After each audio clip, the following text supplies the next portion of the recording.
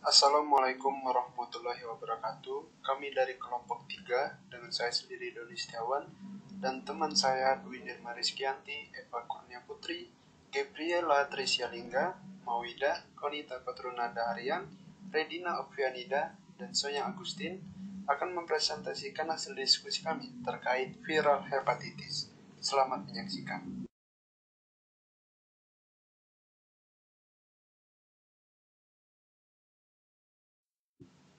Pada presentasi kali ini kami akan menyampaikan 5 pokok pembahasan. Pertama, definisi penyakit, manifestasi klinis, terapi, goal treatment, dan kondisi khusus.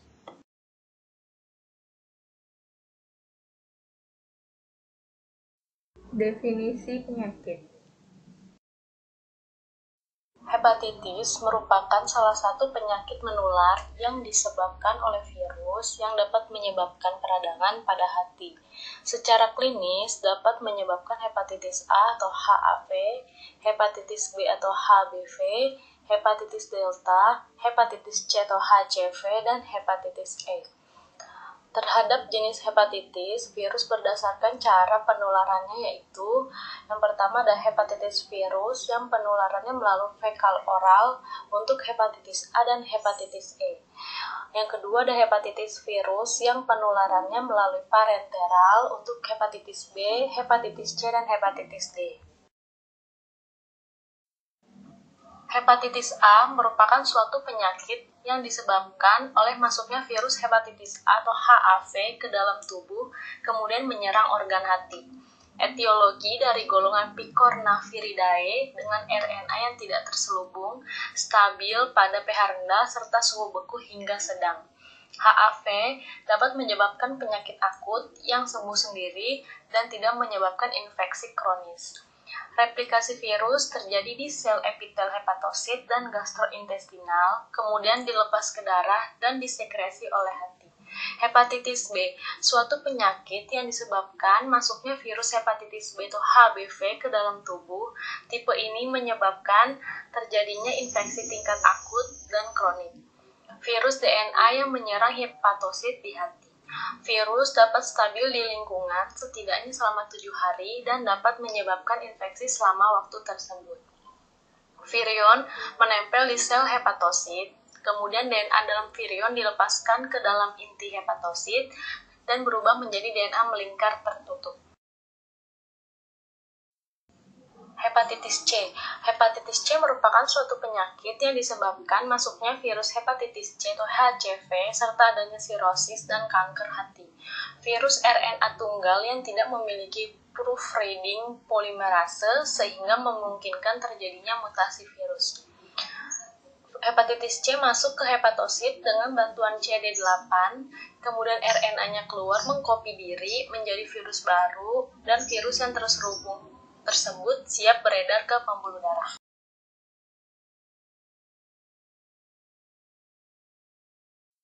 Manifestasi klinis. Tanda dan gejala. Untuk hepatitis A atau HAV, lebih dari 70% pasien mengalami demam, penyakit kuning, sklera interus, menguningnya sklera, hepatomegali, dan gejala lain splenomegali, ruam kulit, artralgia. Untuk hepatitis B atau HBV, rata-rata 70% pasien mengalami aniterik. Pasien yang lebih mudah cenderung tanpa gejala. Gejala yang mungkin terjadi, penguningan, tinja putih pucat, kelelahan, demam, meriang, kurangnya nafsu makan, dan gatal pada kulit. Untuk hepatitis C atau HCV, rata-rata 70% pasien tidak bergejala. Gejala yang mungkin terjadi, penguningan tinja putih pucat, kelelahan, demam, meriang, kurangnya nafsu makan, dan gatal pada kulit. Kemudian, untuk pemeriksaan laboratorium, itu menggunakan peningkatan ALT atau AST, di mana untuk hepatitis A atau HAV tidak lebih dari IU per liter. Untuk hepatitis B, HBV itu 1000 sampai dengan 2000 IU per liter. Untuk hepatitis C atau HCV itu bervariasi sekitar 1000 sampai dengan 2000 IU per liter. Kemudian periksaan bilirubin untuk hepatitis A itu terjadi peningkatan seiring peningkatan ALT atau AST. Kemudian hepatitis B atau HBV kemungkinan di range normal atau terjadi peningkatan. Untuk hepatitis C atau HCV terjadi peningkatan seiring peningkatan ALT atau AST. Kemudian tes spesifik virus untuk hepatitis A atau HIV itu menggunakan IgM anti-HAV. Untuk hepatitis B atau HBV itu menggunakan IgM anti-HBC positif dan HBC Ag positif. Kemudian hepatitis C atau HCV itu HCV RNA positif atau terukur HCV antibodi reaktif setelah 12 minggu terpapar. Selanjutnya, pada fase preikterik yaitu timbul gejala seperti influenza yang tidak spesifik seperti anoreksia berlangsung selama 4-7 hari. Tanda dan gejala spesifik yang muncul yaitu mulai dari anoreksia, mual, muntah, demam, kelelahan, sakit kepala, nyeri perut bagian kanan atas, mual akut, dan kelelahan. Pada fase ikterik ditandai dengan urin yang gelap, feses yang berwarna terang, serta memburuknya gejala sistematik, berlangsung selama 3-6 minggu. Pruritus merupakan keluhan terbesar dari pasien hepatitis ikterik. Yang dimaksud pruritus adalah rasa gatal yang bisa meliputi seluruh atau sebagian tubuh. Gatal bisa disertai ruam pada kulit.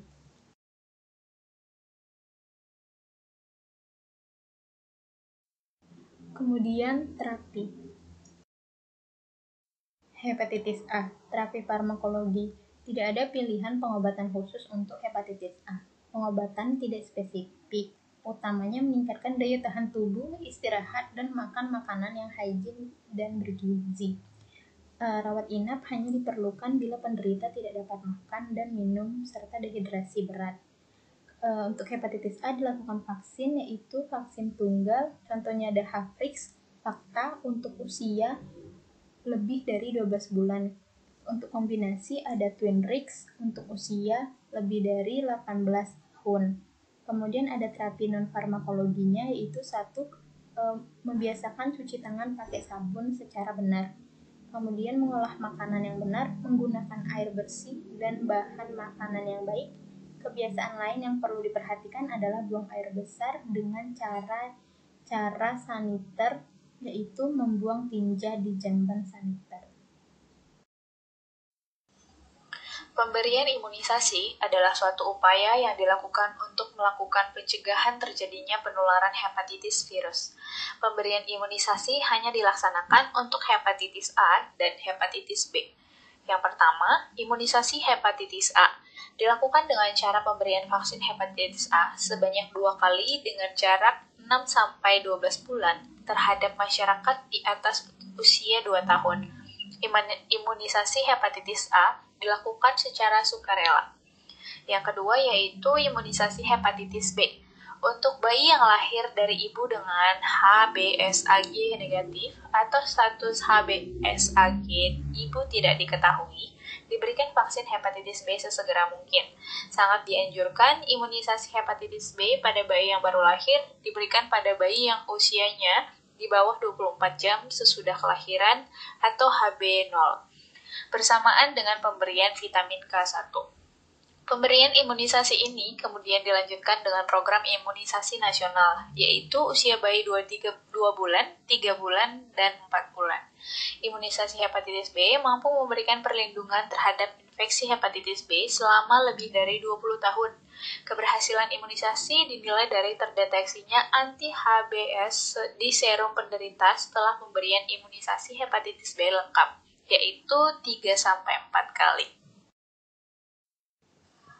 Apabila bayi lahir dari ibu dengan HBsAg positif, maka imunisasi dengan imunoglobulin harus diberikan kurang dari 24 jam dari kelahirannya, bersamaan dengan HB0. Dilanjutkan sesuai program imunisasi nasional, yaitu usia bayi 2 bulan, 3 bulan, dan 4 bulan. Selanjutnya, pada saat bayi tersebut berusia 9-12 bulan, dilakukan pemeriksaan HBsAg dan titer anti-HBs. Yang keempat, pemberian imunisasi hepatitis B pada kelompok masyarakat beresiko tinggi, seperti kelompok populasi yang melakukan praktik seksual beresiko, pengguna nafsa suntik, petugas kesehatan, mahasiswa atau pelajar sekolah kesehatan seperti perawat, bidan analis, laboran, orang dekat, keluarga tinggal serumah, pasien dengan hepatitis B, orang dengan riwayat keluarga hepatitis B, dan orang dengan infeksi menular seksual atau IMS. Dikecualikan terhadap kelompok masyarakat yang belum dan atau yang tidak lengkap mendapat imunisasi hepatitis B pada saat lahir. Dilakukan pemeriksaan HBsAg dan anti-HBs sebelum diberikan imunisasi. Apabila hasil pemeriksaan keduanya negatif, maka dianjurkan imunisasi hepatitis B sejumlah 3 dosis dengan jadwal 0 bulan, 1 bulan, dan 6 bulan. Berikut tabel rekomendasi dosis dari vaksin hepatitis A. Yang pertama itu ada vaksin Havrix. Untuk usia 1-18 tahun, dia volumenya 720 ELISA unit atau 0,5 mili. Jumlah dosisnya itu ada 2 kali. Kemudian jadwalnya ada pada bulan ke-0. Kemudian untuk yang kedua itu pada bulan ke-6 dan atau sampai bulan ke-12. Kemudian untuk usia di atas 19 tahun ke atas itu jumlah volumenya 1440 ELISA atau sekitar 1 ml.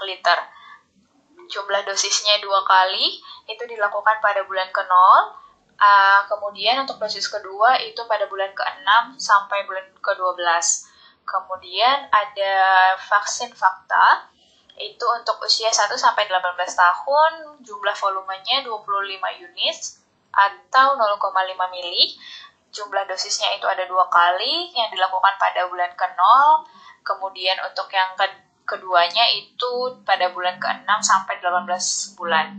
Kemudian untuk usia 19 tahun ke atas itu jumlah dosis volumenya 50 unit atau 1 mili. Jumlah dosisnya itu 2 kali. Lalu dilakukannya itu pada bulan ke-0.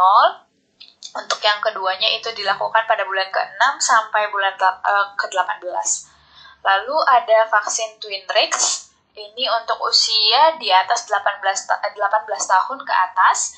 Itu jumlah volumenya 720 ELISA unit atau 1 ml. Jumlah dosisnya itu dilakukan 3 kali. Pada bulan ke-0, pada bulan ke-1, lalu pada bulan ke-6. Kemudian, jika usianya di atas 18 tahun dan dosis jadwal dipercepat, itu volumenya 1 mili atau 720 ELISA unit. Jumlah dosisnya itu ada 4 kali. Pada bulan ke-0, pada hari ke-7, pada hari ke-21 sampai 30, lalu pada bulan ke-12.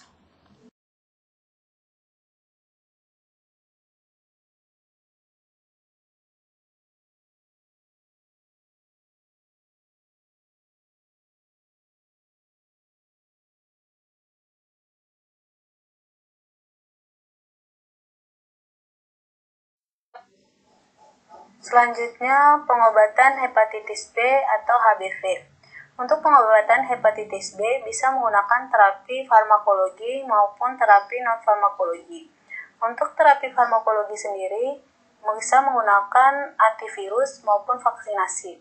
Untuk antivirus pada terapi farmakologi yang dapat diberikan ada beberapa macam, di antaranya ada tenofovir, interferon alfa 2A, interferon alfa 2A, lamivudin, adefovir dipivoxil, telbifudin, dan entecavir.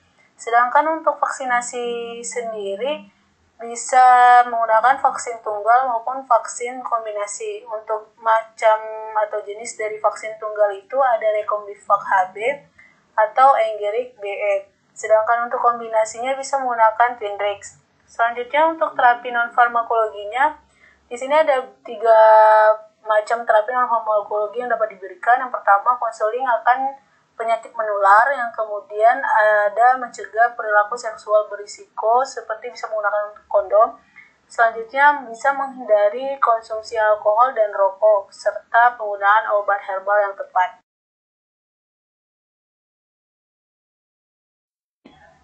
Kemudian terdapat 2 poin penting terkait pengobatan hepatitis B.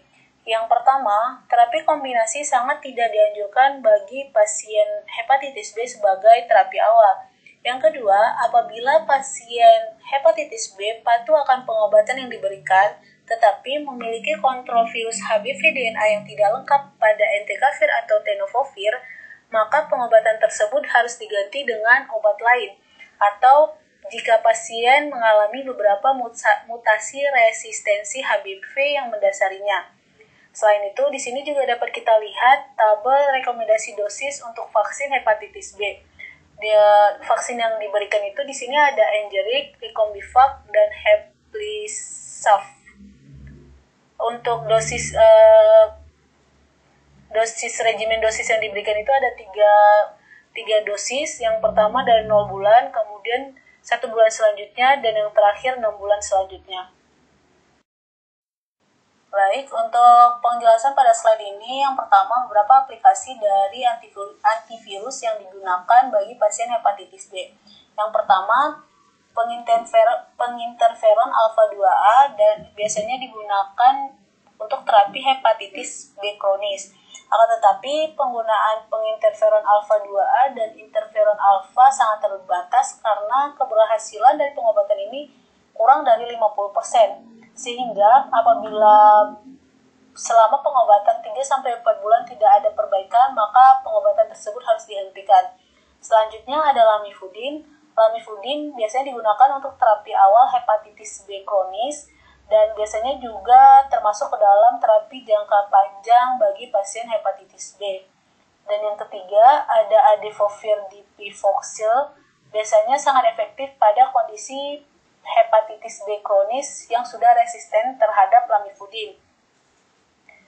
Akan tetapi pengobatan ini tidak boleh diberikan jika pasien tersebut belum menerima terapi dengan menggunakan lamivudin. Dan yang terakhir ada telbifudin. Nah, telbifudin di sini bekerja dengan cara menghambat sintesis HBV sehingga menekan DNA HBV lebih kuat dibanding lamivudin. Akan tetapi pengobatan dari telbifudin ini bukan merupakan pengobatan HBV yang sangat direkomendasikan.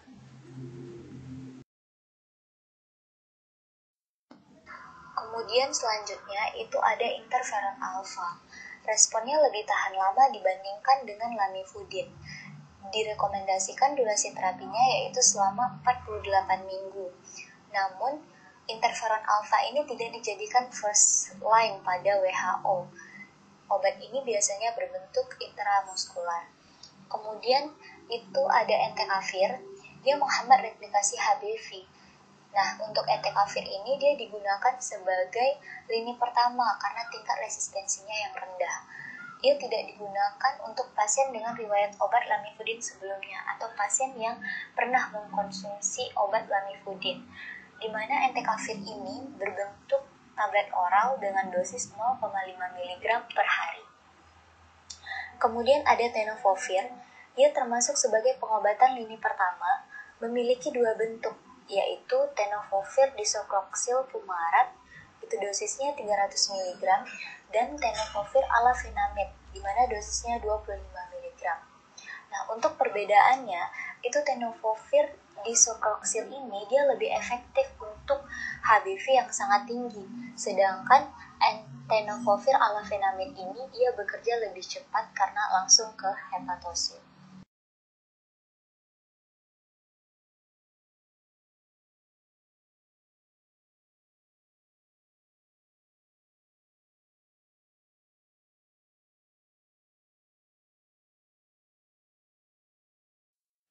Kemudian selanjutnya ini ada terapi untuk hepatitis C atau HCV, di mana ia ada 2 macam terapinya, yaitu terapi non-farmakologi dan terapi farmakologi.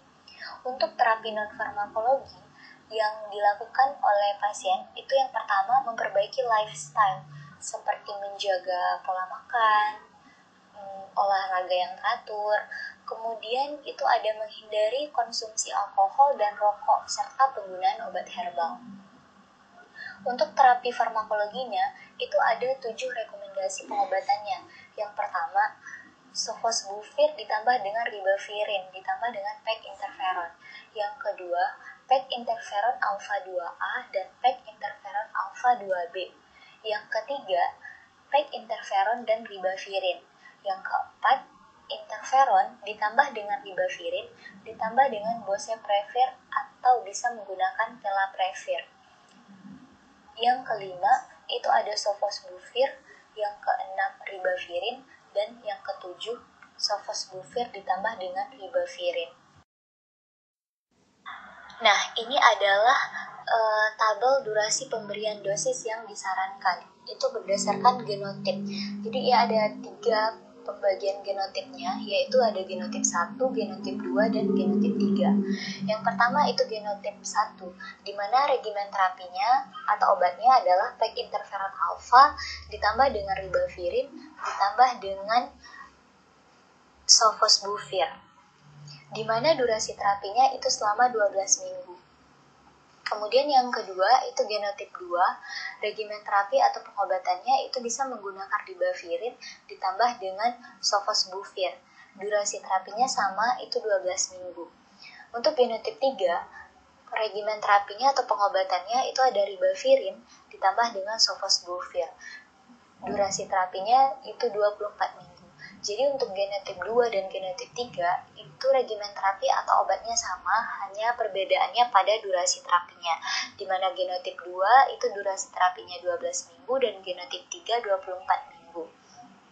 Nah, obat ini berbentuk oral dengan dosis 400 mg digunakan sekali sehari dalam dosis kombinasi. Rekomendasi untuk pasien hepatitis C genotip 1 yang tidak dapat diberikan PEG interferon alfa dapat diberikan kombinasi sofosbuvir dengan ribavirin selama 24 minggu sebagai pilihan terapi alternatif. Jadi terapi alternatif ini digunakan untuk bagi pasien yang tidak dapat diberikan obat golongan PEG interferon alfa. Kemudian selanjutnya itu ada tabel rekomendasi algoritma pengobatan virus hepatitis C, di mana di sini pembagiannya juga berdasarkan genotip, yaitu ada genotip 1, 2, 3, dan 4. Untuk genotip 1, regimen terapinya itu PEG interferon ditambah dengan ribavirin ditambah dengan boceprevir atau bisa menggunakan telaprevir, di mana durasi terapinya itu selama 24 sampai 48 minggu. Untuk genotip 2, 3, dan 4 itu regimen terapinya sama, yaitu PEG interferon ditambah dengan ribavirin, di mana durasi terapinya itu selama 24 minggu. Berikut tabel modifikasi dosis ribavirin sebagai kombinasi dengan sofosbuvir 400 mg. Hasil tes lab HB pasien tanpa penyakit jantung, pengurangan dosis ribavirin hingga 600 mg per hari jika HB-nya kurang dari 10 gram per desiliter. Kemudian lakukan penghentian ribavirin jika HB kurang dari 8,5 gram per desiliter. Untuk HB pasien dengan riwayat tanpa jantung menetap, pengurangan dosis ribavirin hingga 600 mg per hari jika lebih dari 2 gram per desiliter menurun pada hemoglobin selama terapi 4 minggu. Untuk penghentian ribavirin jika HB kurang dari 12 gram per desiliter walaupun 4 minggu pada pengurangan dosis. Jika penggunaan ribavirin dihentikan sementara karena abnormalitas nilai lab atau manifestasi klinik, dosis ribavirin dapat dimulai lagi pada 600 mg per hari dan peningkatan hingga 800 mg per hari. Tidak disarankan untuk meningkatkan hingga dosis normal, 1000 sampai 1200 mg per hari. Penanggulangan hepatitis virus dilakukan melalui kegiatan yang pertama, promosi kesehatan, kedua, perlindungan khusus, 3, pemberian imunisasi, keempat, surveillance hepatitis virus, kemudian pengendalian faktor risiko, deteksi dini dan penemuan kasus dan atau penanganan kasus. Promosi kesehatan. Promosi kesehatan bertujuan untuk pertama, peningkatan pengetahuan masyarakat terhadap gejala, cara penularan, cara pencegahan, penanganan penderita, dan resistensi obat hepatitis virus. Kedua, menghilangkan stigma dan diskriminasi terhadap orang dengan hepatitis virus. Ketiga, peningkatan pengetahuan masyarakat dalam pencegahan hepatitis virus. dan peningkatan komitmen pemangku kepentingan untuk kesinambungan pelaksanaan kegiatan penanggulangan hepatitis virus. Perlindungan khusus dilakukan dengan penggunaan kondom, penggunaan alat pelindung diri, dan atau mencegah penggunaan jarum suntik yang terkontaminasi. Pemberian imunisasi hanya dilakukan untuk pertama, hepatitis A melalui imunisasi secara aktif, dan hepatitis B melalui imunisasi secara aktif dan pasif. Pemberian imunisasi hepatitis A dianjurkan diberikan pada pelaku perjalanan ke daerah endemis, petugas kesehatan, penjamah makanan, atau masyarakat yang mempunyai resiko tertular dan menularkan. Kedua, pemberian imunisasi hepatitis B aktif wajib diberikan kepada bayi baru lahir setelah kelahirannya. Terakhir, pemberian imunisasi hepatitis B pasif diberikan kepada bayi baru lahir dari ibu dengan hepatitis B segera setelah kelahirannya. Selanjutnya itu ada surveillance hepatitis virus, dilaksanakan berbasis faktor resiko dan berbasis kejadian dengan melakukan analisis terhadap data yang dikumpulkan melalui penemuan penderita secara aktif dan pasif. Surveillance hepatitis virus dilakukan dalam rangka yang pertama pemantauan wilayah setempat, kewaspadaan dini, dan surveillance sentinel. Selanjutnya itu ada pengendalian faktor resiko paling sedikit dilakukan dengan cara yang pertama peningkatan perilaku hidup bersih dan sehat, kemudian peningkatan kualitas lingkungan, screening darah, screening organ untuk transplantasi, dan penggunaan alat-alat medis yang berpotensi terkontaminasi virus hepatitis. Deteksi dini dan penemuan kasus dilakukan pada fasilitas pelayanan kesehatan atau dilakukan secara khusus di lapangan secara aktif dengan melakukan uji pada laboratorium terakreditasi sesuai ketentuan peraturan perundang-undangan. Dalam hal deteksi dini menunjukkan hasil reaktif, wajib dilakukan rujukan kepada fasilitas pelayanan kesehatan rujukan tingkat lanjut. Kemudian penanganan kasus dilakukan dengan pengobatan dan perawatan pada setiap penderita. Dilakukan sesuai pedoman nasional pelayanan kedokteran atau standar pelayanan atau tata laksana penyakit yang berlaku.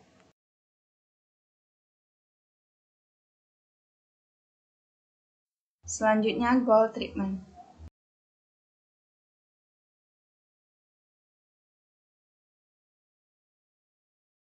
Goal treatment untuk hepatitis A itu mengurangi komplikasi dari infeksi, normalisasi fungsi hati, dan menekan penularan virus. Untuk goal treatment hepatitis B itu yang pertama mencegah replikasi hepatitis B, mencegah menjadi sirosis dan HCC. Untuk hepatitis C, goal treatment-nya yaitu memberantas infeksi hepatitis C, di mana mencegah perkembangan infeksi hepatitis C menjadi kronis dan gejala sisa setidaknya 12 minggu setelah terapi. Sedangkan goal treatment utama berdasarkan PMK nomor 53 tahun 2015, yang pertama itu mengurangi angka kesakitan, mencegah kecacatan dan angka kematian. Yang kedua membatasi penularan agar tidak menyebar antar daerah maupun antar negara yang akan berdampak pada sosial, ekonomi, produktivitas, dan angka harapan hidup.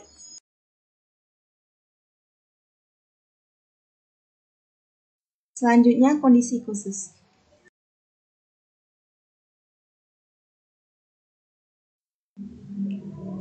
Selanjutnya ada kondisi khusus. Ada beberapa kondisi khusus terkait hepatitis yang perlu kita perhatikan. Pertama, sirosis dekompensasi itu diberikan ledipasvir atau sofosbuvir.